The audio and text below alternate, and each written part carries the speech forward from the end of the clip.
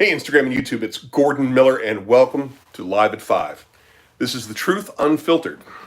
All right, so let's get to it. I apologize for not being around on Friday.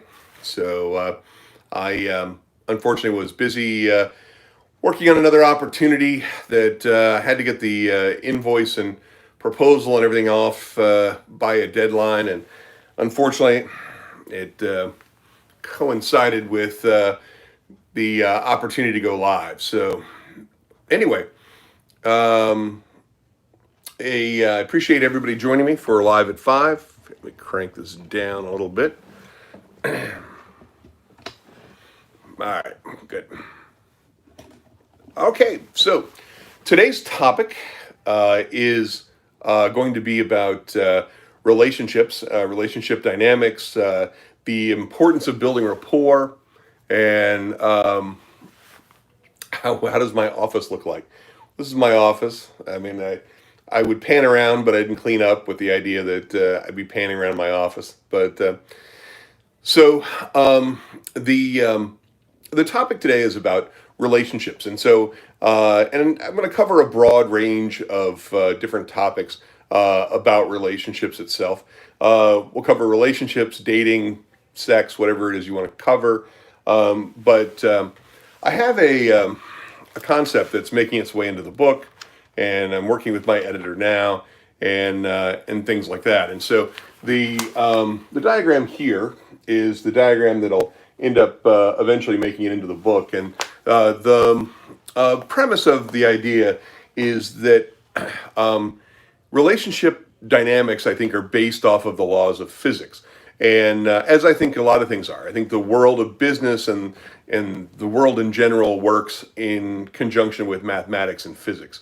So I'm convinced that just like you have in dynamics and in physics, where two items collide, they can be on different paths, different trajectories, moving at different speeds and have different mass and different acceleration and everything else. So they can be moving in different directions, and boom, they collide.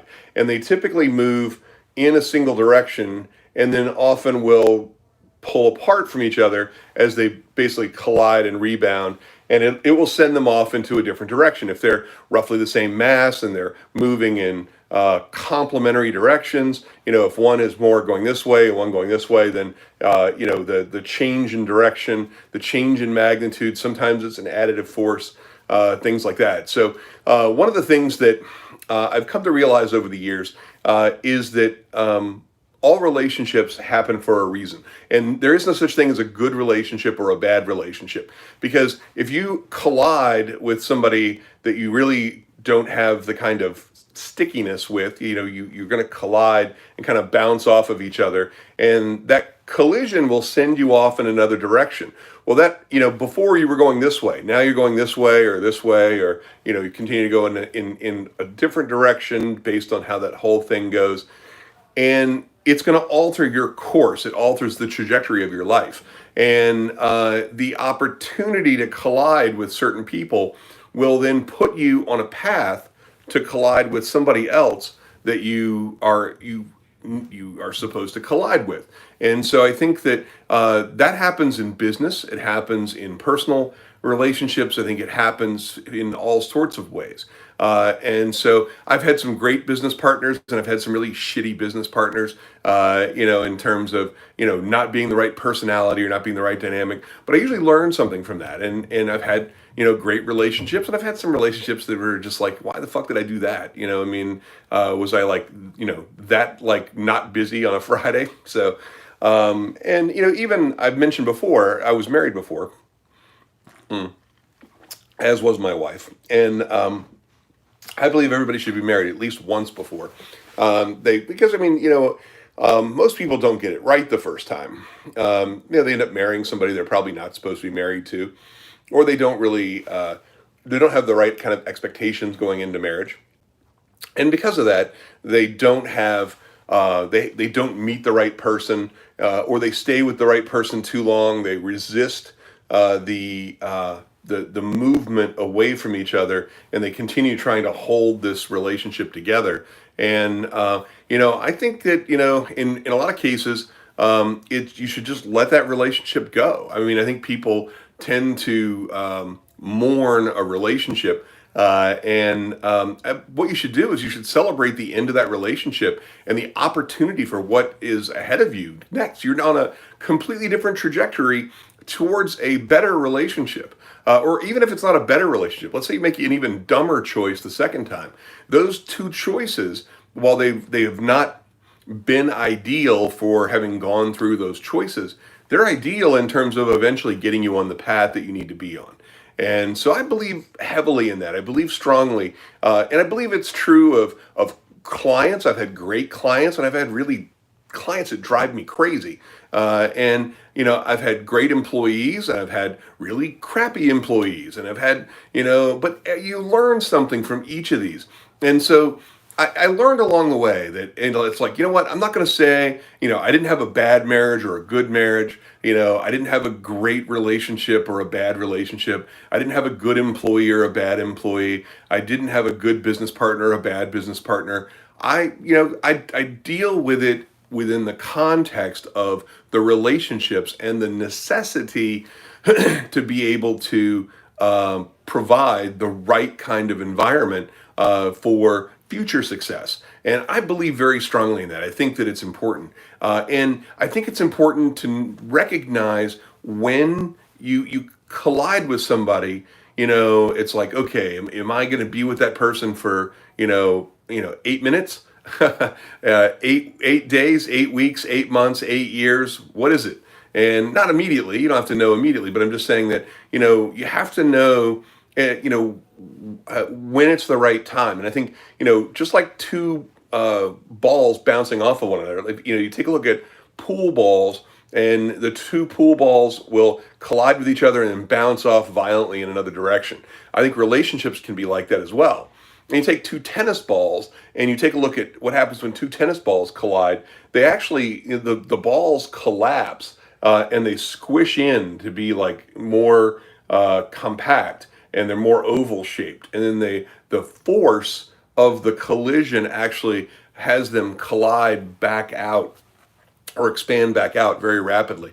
That's why tennis balls bounce so as well as they do. If you look at a tennis ball, if you look at those stop motion photography and slow motion photography on a tennis ball, look it up on YouTube. Tennis ball slow motion or something like that. You'll see the ball collapse when it hits the ground, and that rebounds with an incredible force. But as things kind of stick together and or come together, if they have the right consistency and they have the right softness and they're receptive enough to being together, they can stay together for a longer period of time. They'll come together and collide, or they'll be roughly on the same trajectory but in different directions. And so, when they have this angle, they're going to continue to collide and continue to go this way. Now, they may move ever so slightly away from each other, and maybe even continue, but something has to hold that together. If it's if it's a gravitational attraction or some other kind of thing, it depends on what it is. So sometimes it's the stickiness of the material, the interaction. If it's two Velcro pieces and one's a hook and loop, and one's a hook, one's a loop, and they stay together, then it's the adhesion quality of the two things holding together. And so it's really kind of a fascinating kind of thing. In a lot of cases, you'll see marriages break up after the kids go off to college because there's nothing holding them together anymore. The kids are part of the glue that kind of holds that relationship together. And so it's very popular for these days for a number of marriages to finally, they've been going in the same direction, and then they've been sort of slowly moving apart. And when the kids aren't there to hold them together anymore, then they just break apart. And it's an interesting kind of concept overall, just in the way it works. And so we'll be expounding on this in the book again. I hope the book will be out sometime around Christmas time this year. I know we've been shooting for the Christmas season, sometimes before. Thankfully, COVID has given me an opportunity to kind of focus on that, and we'll see. I don't know if we'll be finished by August, and in order to be able to get the thing to press by Christmas. But So anyway, so let me take a look at some of the questions you guys have, and we'll take a look and we'll talk more about business relationships and other things like that as well. So the thought of marrying seems slightly overwhelming. Well, Vince, you're a guy, so finding someone, hoping they'd be right for you, hoping they'd find you're right, living with them for the rest of your life. To be honest, do I feel the same? Well, well, Vince. Um, I've been married for 22 years this time around. So I met my wife, 22 years ago, last March, and so we've clearly found enough reason to stay together and things like that. But she had been married twice before, and I had been married before, and we both knew that neither of us wanted to be married to those people. And in fact, the people that those people married after we got rid of didn't want to be with them either. So, it's not like we didn't make great choices in the first place. So I do think that you bring up a great point, Vince, and I wanted to talk about this. So I have a video. If you search up on YouTube, and so the and you search up Gordon Miller and you search up relationships. I have a video that talks about no relationship is meant to last forever, and I think that relationships can last a very long time. But what I mean by that, and they're like, well, you've been married 22 years, so that one seems like it's going the distance. But the problem is that in most relationships, somebody's going to die before the other, unless you die in a horrific car crash together. So the idea that no relationship's going to last forever, I'm 55, my wife is 53, and chances are she'll outlive me by between 5 and 10 years. So our relationship won't last the rest of our lives, even if it goes another 30 years. So because it will last the rest of one of our lives, perhaps, but the other one will still be left, and that relationship will have ended because I'm dead or she's dead. And that's why you find so many couples that are so connected. They've been married 50, 60 years. You find one of them dies and the other one dies within a year. And it's literally because they will themselves to die because of what they see as the connectedness of the two. They are so much a part of each other that they've been moving in the same direction for so long, they can't stand not, just being on their own. And so, it's a very disorienting thing for them, I'm sure. I try not to focus on, I didn't focus on, was this the person I wanted to spend the rest of my life with? That was kind of it's a little, that's a little overwhelming. You're right. I mean, I focused on, the quality of our relationship and the quality of the potential to, have a family together, and the alignment of our values and a bunch of other things like that. So, I don't think that, I mean, living together is always, difficult. Although, have told the story before that my wife and I told the story when we went live on one of the Friday live at fives, and you guys can watch that video if you want. I won't recap it all here, but we actually met online, 22 years ago, and that was pretty hard to do. We were both working at major universities that had the internet there, and it was a chance encounter. And we both had spring break off the next week, and so I took time off, and so did she. And I drove from Virginia to Mississippi to go pick her up, and took her to see her parents. And at the end of her spring break week off, we talked about it, and she decided that she wanted to continue staying with me. So I never took her back. People packed up her friends packed up her stuff and UPSed it to us, and that was it. So we literally are still on our first date. So, and I think that certainly is a pretty exceptional situation, but it's one that I think we enjoy telling the story. So you'll get a chance to see that story if you want to review that video. But I knew like literally the first couple of days. I told my parents when I came home after visiting her parents in Pittsburgh. I came back to Blacksburg, Virginia, and I said, called my parents and I was like, "Hey, I'm getting married." And they're like, "Married? I didn't even know you were fucking dating anybody." And so they were like, "Okay, well, I thought you were on like a business trip." I'm like, "I was." I went on a business trip, and then I was done with my business trip and drove all the way to Mississippi and got her, and then took a week off and things like that. So it was pretty funny. But I think having had as many relationships as I had, I had a couple of dozen relationships overall, and so for me, I learned enough in those various relationships to know that this is really kind of what I was looking for, and I think you learn along the way. Again, we had both collided with a number of other people in relationships and dating and getting married and things like that. And it really took the two of us colliding at the right time, at the right opportunity and things like that. So, but it can be overwhelming. No, I get that. Let's see what else other questions we got. Should a passionate guy who wants to find financial should a passionate guy who wants to find financial freedom should fall in relationship? So, are you saying should a passionate guy who wants financial freedom? Well, I mean, if you want financial freedom, it isn't mutually exclusive that you can't be in a relationship.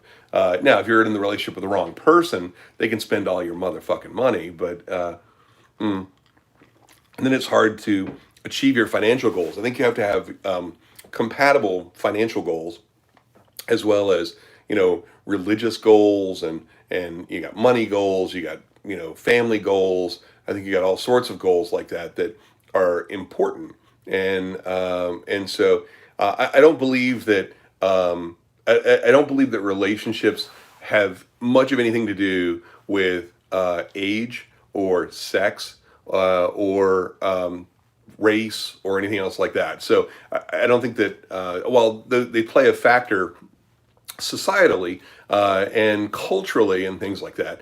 There may be certain things that are more acceptable in one culture than another, and that's different worldwide. But I think largely, independent of age. I mean, I know people that have dated somebody half their age or less, and so I don't think age is a particularly a factor in that. I know people who have dated, people of different races, people of different religions, people in homosexual or heterosexual relationships. I don't think that any of those kinds of factors play a significant role in defining the relationship. I think relationships are pretty much at their core the same. The dynamic can be slightly different, but I think that it's pretty much the same for everybody. And Let's see. Is wealth the best way to find a relationship? I always believe that for me, the only way I could find anyone compatible was to become very rich. I was always rejected and have never been on a date. Well, so 2 billion ninjas. Well, you might start by changing your screen name to something other than something a 12-year-old would choose. So, 20 billion ninjas is not necessarily, going to be an endearing screen name for anybody. But I think that actually the opposite is true. I mean, when I met my wife, I didn't have a great deal of money. I had graduated with some graduate school debt. I had corporate debt from the company that, as we were growing the company from 1993, we met in 1998 and in March of 1998. And I had, I think my net worth was probably around 100 grand when I met my wife. And so I think, we didn't see money as an issue or money as a deterrent. Our wedding, we ended up paying for the wedding ourselves, and it was like $10,000, and we had about 70 people there. And so, I mean, it was a great experience. It was a great, event, and we had, as opposed to her wedding before had like 700 people at it. So having 70 people was a lot more intimate and a lot more, enjoyable, and also was less expensive. So, but I don't think money is a great way to start a relationship. If you have a whole bunch of money, chances are you're going to want to protect your assets with a prenuptial agreement. And I think starting a relationship with the potential of ending it, and having a prenuptial agreement be the basis for the relationship, where you're like, oh honey, I love you so much, but I tell you what, I got $12 million, and when your ass leaves, you're getting like 250 grand and a swift kick in the ass, and I'll end up with 11.75 million, and I don't give a shit. So that's not a really great attitude to take. And so I think that you have to balance that. I mean, I don't recommend getting married to anybody, specifically because you have money. And I don't think attracting somebody with the money is necessarily the best strategy either. So when I met my wife, I was, I had a mattress, laying, sleeping on the floor, and I had a sofa, and that was it. I didn't even have a kitchen table or chairs because I ate out all the time. And so we had to go buy a table and chairs, and things like that. So I mean, it was an interesting situation. So, but I don't recommend getting into a relationship just because you have money. There'll be people who will be willing to take advantage of that. So, as far as I remember, he used to be quite a playboy. Yeah, that's true. So, the I was, and I dated a New York model that was a Guess jeans model from the 1980s during the Claudia Schiffer days, and I dated a few different women as well. So I enjoyed that. Um, can I join you live stream for an extended question? Yeah, hang on a minute, Jan. I'll bring you in here in just a minute. What makes a relationship worthwhile? I think compatibility and things like that is what makes it worthwhile. So the most impactful realization you've had. Okay, well, I don't know. I mean, I think I think the everybody believes that relationships are supposed to last forever, and I just don't think that that's practical. I don't think that that's viable. I don't think that most people end up, with don't think people get into a relationship thinking that they're going to get out of one, or the relationship's going to end. But I do think that people get into relationships with incompatible ideas of the duration. It's like, oh my God, I love this person, and they love me too, and it's going to last forever. No, it's not. So it's just ridiculous. So, but anyway, so I think that was probably the most impactful realization. And but let's see. Uh, I made this when I was young. I know, I get that, man. 20 billion ninjas. I got it. I like 20 billion ninjas. That's all good. So, all right, Jan, hang on just a second. I'll let you in. And just look at the quick questions here. I think this girl likes me. We know each other for a month, but when we did a stream, she bites her bottom lip and laughs at everything I say. She wants to down another stream. Is that she was down to do another stream? I don't get the. I mean, do another stream with her. Don't discount her because she bites her lip and laughs at everything you say. So sounds pretty good to me. Let's see. What flaws do you have that you didn't know you had when you were in a relationship? So when I was younger, I was an asshole, and I had mentioned this before, man. I was an arrogant son of a bitch. So, and until I had kids, and so I was a jerk. And I mean, you have to understand, I didn't invent the internet, but I was there when it was invented, and I pioneered many of the early digital video techniques that are used frequently today because I was working at the university. I didn't get a chance to patent it or receive royalties from it or anything else. I mean, but I contributed to the base of knowledge that is responsible for lots of the digital video today. And in fact, if you look on the Adobe Premiere 3.0 commercial box set, I still have the VHS videotape of the interview where I was 26 or something like that. And at the top of the digital video editing game, I won, 3 international design awards for the work that I did in educational applications, technical training, and corporate presentations, all for the use of digital video. So, it was a major achievement for me, and I was probably one of the top 20 people in the country at the time in digital video. And, I was an asshole. I mean, I just was like, hey, I'm great at this. And I was great at it, but, that was still an asshole.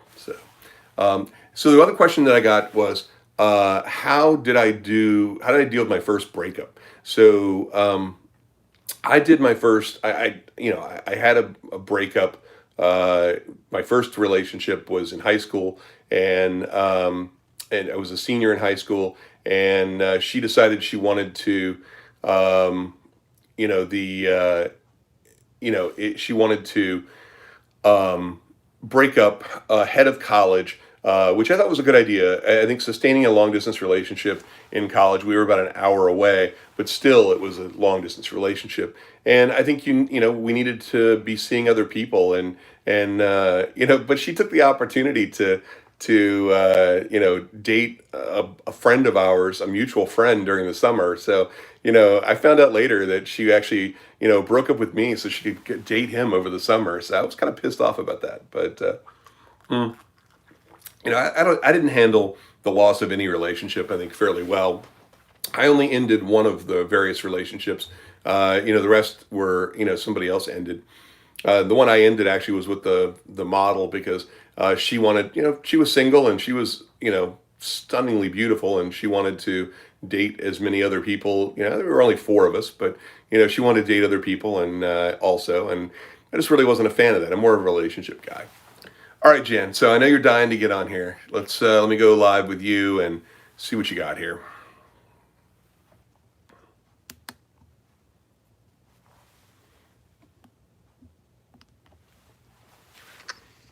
Hey, Jan, how you doing?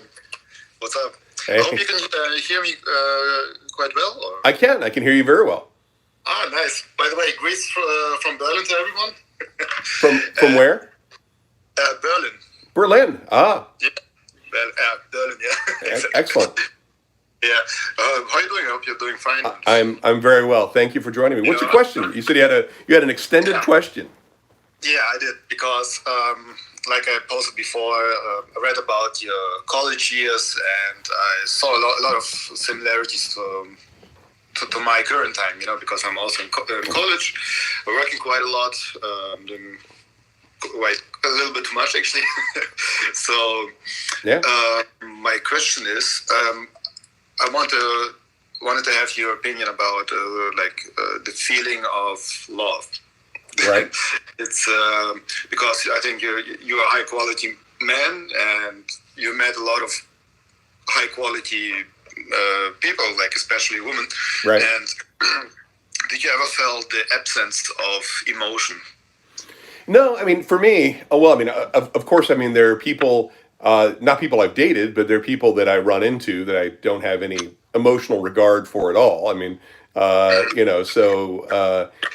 But in terms of people I've dated, I can't be in a relationship with somebody that I don't have some kind of an emotional connection to. So for me, it has to be emotional, spiritual, intellectual, and physical. So those 4 pieces really kind of have to work together. And I think it's important. I don't think you can survive without all 4. I think. For me at least, I'm a huge fan of being attracted to somebody's intellectual capacity because I have a fairly high IQ, and so I've dated some very stunning women that were not very intelligent, and it doesn't last very long. maybe a couple of dates, 2, 3 dates, and you're like, yeah, I can probably deal with this, and they're like, nah, I can't. So it's all good. So. I'm a no sex on the first date guy. So it's like going to dinner a couple times and just realizing it's like, damn, I would rather have a root canal than I would go to dinner with your dumb ass again, and things like that. So, so for me, if you can't hold a conversation, I've been on dates with people that I have a really strong intellectual connection with, and potentially some spiritual connection that forms the foundation of an emotional one, and dinner goes, it's 3 hours and later, and you realize, damn, dinner started at 7 and it's 10 o'clock, and they're running the vacuum in the restaurant, and so it's like, oh well, shit, I guess we can't stay here. Time to go somewhere else. But the reality is that I really think that those kinds of qualities are what you're looking for in a quality person too. Now, I've said before that I think that if you are under 25, that I think that you should have friends, you should date, you should have sex, you should do whatever, but you shouldn't have a girlfriend. Or I'll do it from the guy's standpoint, because The official one, right? right. I mean, right. If you're going to limit yourself to one person under 25, why the fuck would you do that, first of all? But the second thing is that you don't have a fucking job. You don't have your shit together. You don't have a career. You don't have money. You don't have the last thing you need. You need a girlfriend. Like, you need a second asshole. I mean, there is absolutely no purpose to having a girlfriend at that young age. I mean, it's bad enough wiping one asshole. You definitely don't need two. And so, but the reality is that the benefit of having friends and having not just casual random sex with people, but having a relationship with people. But when they get to be like, oh man, it's like they want to start getting you in that box where it's like, look, babe, I mean, you're intelligent. I love the chemistry we've got. But because everybody thinks that this is like, oh my God, this could be the one. It's like, look, she's not the one. I got news for you. And the thing that I learned over the years that I love the most is that I dated this one girl, and I was like, oh my fucking God, she is like an 8, and she's a solid 8. I love it. She's an 8, and so we broke up, and I was like, okay, all right, well, damn, I lost an 8, and then the next girl came along, and I was like, oh my God, this girl is an 8, and which is like the other girl is now like a 6, and then I that relationship eventually died out, and then so I'm like, oh shit, all right, well, man, I lost a real 8. I can't believe that. And then another one comes along and like, oh my God, this girl's an 8, and now the girl just before that was actually a 6, and the girl originally was a 4. But you don't have any kind of anything to judge it by, so unfortunately you don't have the opportunity to be able to know the context. So every relationship you're in, you think that what's that? Can you hear me, Jan? No, can you hear me? Oh, it's cutting out on you. Here, I'll drop you, and Oh, sorry, because I lost the connection for a yeah, second. sorry about that. I saw that. I So got you. yeah, no, Yeah, I was just saying that. Can you hear me now? Okay. Yeah. Here, I'm going to drop you so that you can use your bandwidth to receive. yeah, loud and clear. Yeah. Oh, okay. All right. So, sorry about that. I mean, I don't know if the connection problem's on my end or on yours, but and if you have some other questions, you can send them on in text, Shan. I don't want to with the video locking and stuff like that. It locks up my feed too. So, so anyway, what I was saying is that the idea of the person that I was with at one point I thought was an 8. Then I got another 8 came along, and then I thought the previous one was a 6. Then I lost that relationship, and another one came along, and I thought she was an 8. And then now the girl that was an 8 is now a 6, and the girl that I thought was an 8 that was a 6 is now a 4. The opportunity to learn more about each relationship and kind of put it into context is kind of important. And so I don't think that it does anybody any good to have this sort of mindset about what's going on in terms of oh my God, this is like the best relationship I'm ever going to have. I can guarantee you it's not. And even if it is, even if eventually you think she's an 8 and you get into another relationship and you think she's possibly an 8, but then she's psycho because of the whole hot crazy scale and things like that. And so then now she's really like a 6, and the next one you think is a 9, but she's actually like a 5 because she's super crazy. And then so maybe the 8 that you had originally really is an 8. I mean, that happens. But she didn't think you were an 8 or higher. So I think that the problem is that people believe that they're compatible with somebody, but that compatibility has to persist. And people are at different stages in their life, and they're growing in different directions. And again, it's about colliding and then bouncing off and things like that. So I think it's hard to know where somebody else is at and how long it's going to last and things like that. But so all right, let's see here. Advice for a college senior. What do you think of grad school? Well, Vince, grad school is a great way to avoid getting a real job. So, I don't think it has a whole lot of benefits other than just avoiding the inevitable. But if you'd like to be in school until you're 30 instead of getting a real job, then go for it, man. Seems like you're alluding to gaining as much experience as possible.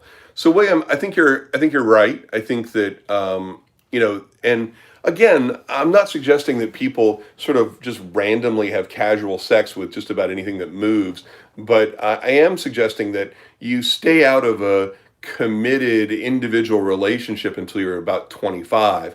I think if the goal is to find a stable relationship by the time you're 30, and you need about 5 years of practice, hopefully not blowing all 5 years on one relationship. If you're not where you need to be in a relationship after a year, you're not going to be there. So don't waste more than a year in a relationship. I have so many people that I've talked to. It's like, so how long have you guys been together? Oh, 10 years.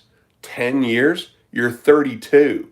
Yeah, oh yeah, we met in college just as I was, senior year. I was 22. He was in grad school. I was a senior. I'm like, oh my God. All right. So you blew most of your 20s on this, or, almost all of your 20s on this guy. Yeah. Well, why aren't you married yet? Well, we've had that discussion. I got news for you. You just blew majority of your useful years in a relationship that is not going to lead to marriage, children, and all the other stuff you're thinking about. All he's doing is using up all your prime years. So I don't think that's a very smart, choice. I think if you're not where you need to be in a year or two, then I think you need to consider your options. And I don't think you can afford to burn most of your 20s like that. So, and I also don't think, I have a rule of thumb. So on somebody that I was interviewing for a chapter in the book, it was talking about relationships. And so one of the things that I have a theory about is what I call body count. And so a lot of people get hung up on the number. And so this young lady that I interviewed was 21, and so has the highest number for somebody 21 I've ever run across. So I asked her in the course of the interview about relationships, what was her body count, and she said somewhere around 200. So first of all, if you don't know the names of everybody you've slept with, that's probably a pretty good indication that you need to kind of check yourself. That said, my rule of thumb is you should probably not have had any more relationships by named relationships, than years old that you are. So I've only had 23. I'm 55. I've been in relationships for 37 years. So, that's not a bad number. That's actually a fairly low number. But this young lady couldn't tell me exactly with any kind of accuracy. And she said, well, I basically dated a different guy every week. I never gave anybody a second chance all through college. So actually, she took my advice in terms of, not settling into one guy, which I thought was kind of an interesting, thing. And she dated, maybe, Friday night, and then if it was a good date, maybe Saturday night as well, and maybe even see the guy on Sunday.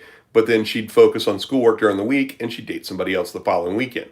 So 50 weeks a year, excluding holidays, and 4 years of college. So she dated 200 different guys, roughly.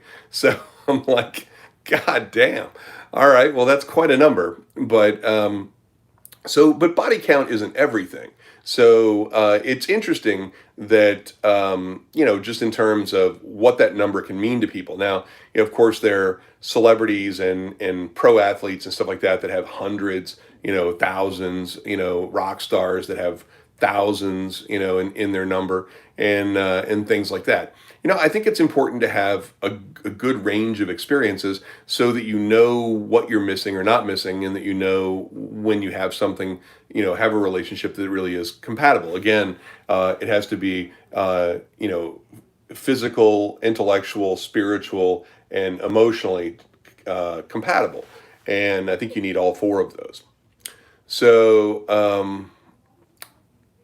uh, yeah, I hear what you're saying. I feel guilty sometimes. I don't feel any romantic emotions towards a girl, even if she's objectively awesome.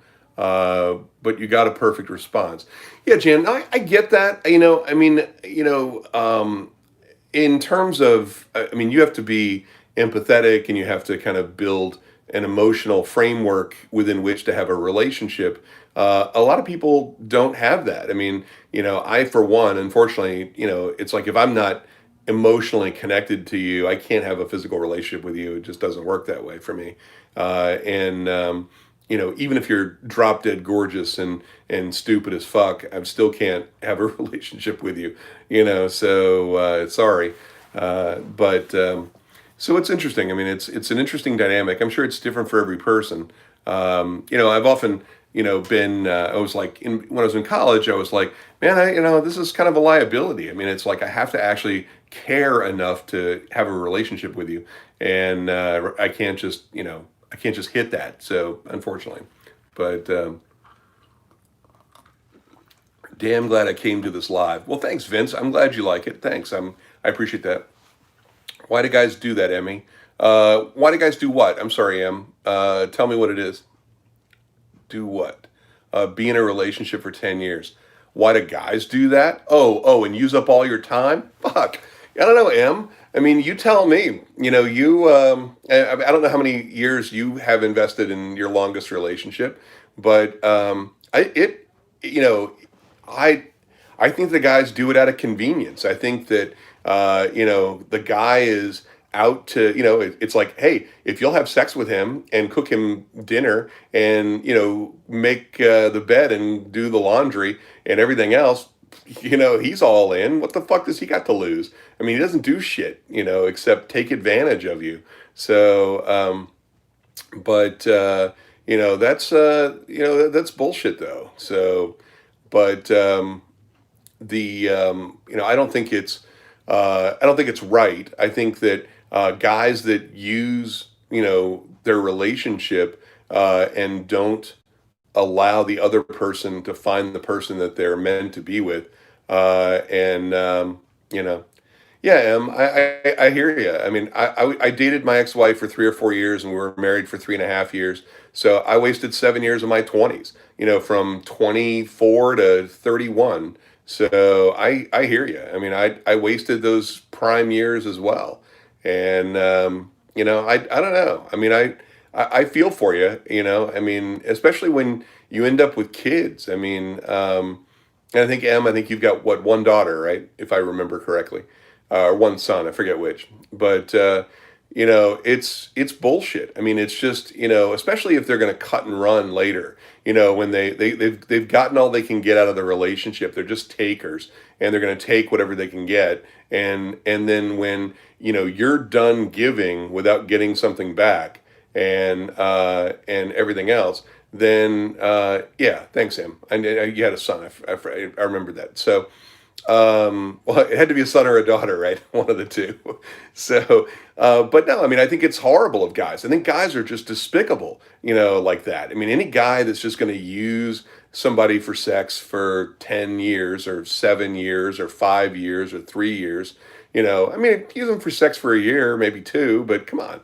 I mean, beyond that, I think you're really kind of just, I think it speaks more to your character than anything else. But you're wasting all this precious time that this other person has to find somebody else. The longer you're tied to that relationship that's not going anywhere, you keep that relationship together that's not meant to be together, and boom, and then you just blow that shit the fuck up. I mean, it's just a horrible thing for both people, because then you're stuck with the aftermath of that. I mean, now you end up being a single mother raising your son, which is vastly more complicated than whatever life your ex-husband happens to enjoy these days. So it's unfortunate. I mean, I have a strong respect for single moms. There's enough of you guys out there, and it's bullshit. I mean, it is the hardest thing that somebody in their 20s and early 30s should have to be doing. It creates so much in the way of impediments to success, in terms of amassing more debt, in terms of investing more time, in terms of all the other stuff. And especially for couples with special needs kids and things like that, it creates its own special kind of problem, and things like that. That's why working with the folks at ieplan.com and other stuff like that we do, helping families with kids with special needs, the number of guys that just they end up having a kid, married or not, and the kid has special needs, and then all of a sudden, boom, he's gone. He was going to be gone whether the kid had special needs or not. But the reality is he's definitely not sticking around for that level of effort. And but the mother doesn't have that choice. There must be a great option to have if you're a dude, but I think it's just totally despicable. And I forget, Em, if your son has special needs or not. I wasn't singling you out, and I'm not asking you to answer one way or the other. I'm just saying that I think that makes it 10 times worse, just because they're a piece of shit to begin with, and so yeah, I mean, it's just it's ridiculous. So he's threatening suicide. Is that your ex or your son? No, I mean, your son has cancer. Wow. I'm sorry, Em. I mean, that's not that's not good. So, brain tumors. I'm so sorry.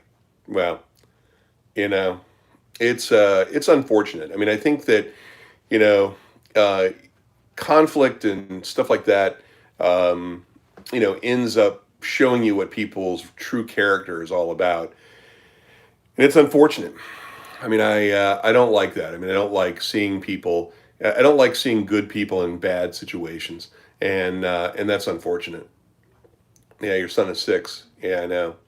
So, well, my best to you, Em. I love you, and I appreciate you, asking the hard questions and contributing your story. I'm so sorry that that happened to you, but it's unfortunate. It should serve as a warning to people, in terms of what that's like. So, what was my daily routine in my 20s like?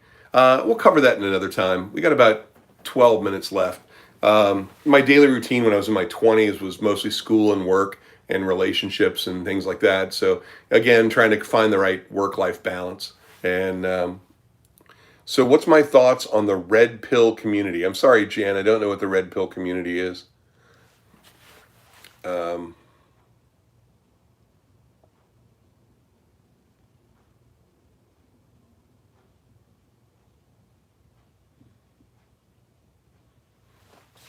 so, let's see. All right, let's see what other YouTube questions we have here. You mentioned before that you had second thoughts the night before your first marriage. What was the reasoning behind getting married, anyways, with someone you weren't happy with? Well, Javier, that's a goddamn good fucking question. So, um, how important is dressing good to be attractive? So I'll answer that, and then I'll talk about the other stuff. So I think it's important. I think dressing well. I mean, this shirt is Japanese linen. Has a great block print pattern, stuff like that. I think that I mean, during COVID lockdown, I mean, I've gone live on all sorts of stuff, but it's you know. But I think that professionally and personally, I know my wife likes it when I dress up, and I think that dressing up and being attractive, wearing stuff that's attractive, knowing what to wear, knowing what looks good on you is important. And so, just after I met my wife in April of '98, we closed our first multi-million-dollar contract. You had no idea it was even around the corner. It started off of a $10,000 1 week long effort that I did, and then turned into a multi-million-dollar opportunity. And I started buying my suits handmade in 1999 after we had made a substantial amount of money and paid off all of our debts and everything. And my wife enjoyed the fact that I dressed up and looked good and things like that. So I think it's always a good thing. You should always look good. So let's see. So I mentioned about my first marriage and not wanting to get married the night before. So I was not happy, and my ex-wife, we dated in graduate school. We met in graduate school, and when graduate school was 2.5 years, and then you know she was basically, gave me an ultimatum where she's like, look, we're either going to break up or get married. And my parents won't let us live together if we're not married. So, and my lease is up on my apartment, and I'm not going to renew if we're going to get married. So we need to figure this out. And so, it's always funny. I was like, well, I had a 50-50 chance. So break up, get married, break up, get married. I just chose the wrong one. So, and I was young. I was 27 at the time. I thought that, and my stepmother had said that she didn't think that anybody should get married before they were 30. I didn't realize this because my stepsister was 25. She was, she would have been 5 years younger. So she didn't want her getting married before she was 25. So I thought that was kind of funny. But so it really had nothing to do with me being 30. It had to do, the advice had to do with, her not getting married before she was 25. So I thought that was hilarious. But I got married at 27, and I just really wasn't interested in being married. I'm certainly not married to her, and I can't believe I wasted all those years dating her in the first place. We didn't have that great a relationship. In terms of intellectually, spiritually, emotionally, or physically. She only showed up for about one or two of those, and unfortunately, it's not the ones that you'd like. So, I think spiritually we were in a similar kind of thing, and emotionally off and on. We didn't have even the greatest physical relationship. So if you aren't happy with the level of your physical relationship prior to being married, for God's sake, don't get married. It doesn't get any better. So it's one of those kind of things where she was talking about we didn't, we obviously had sex before we were married, but the idea of well, maybe it'll be different because of her religious beliefs and stuff like that. Maybe it'll be different when we get married and things like that. And it wasn't. I mean, it was worse, and things like that. It was already bad. So so and So my father gave me the best advice. My father said, "Find somebody who loves your ass to death, and that's the person that you should be with." And so, frankly, it was the best advice I ever got from him. I think,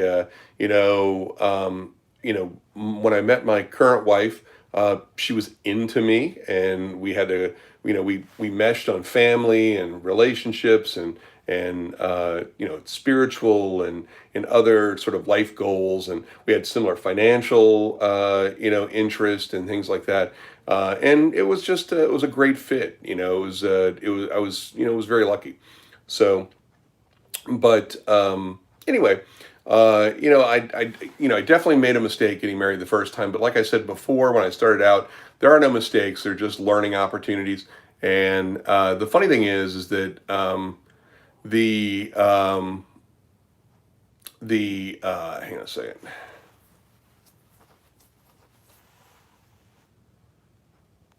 So, have I given my children any advice on marriage? No, other than the fact that the same advice I give everybody else, which I don't think anybody should be looking to get married before they're 30. Certainly not having a girlfriend or being in a stable, perpetual relationship until you're 25. I just think that there's so much going on in your school life and your professional life and things like that. So, but but no, I mean, I think that relationships are an important part. After I got divorced from my first wife, I dated this one girl for 2 years, and we were talking about getting married. And I really didn't want to get married to her, but it was one of those kind of things where the relationship was pretty good on a couple of different levels, and so I was like, okay, I mean, I can probably deal with this.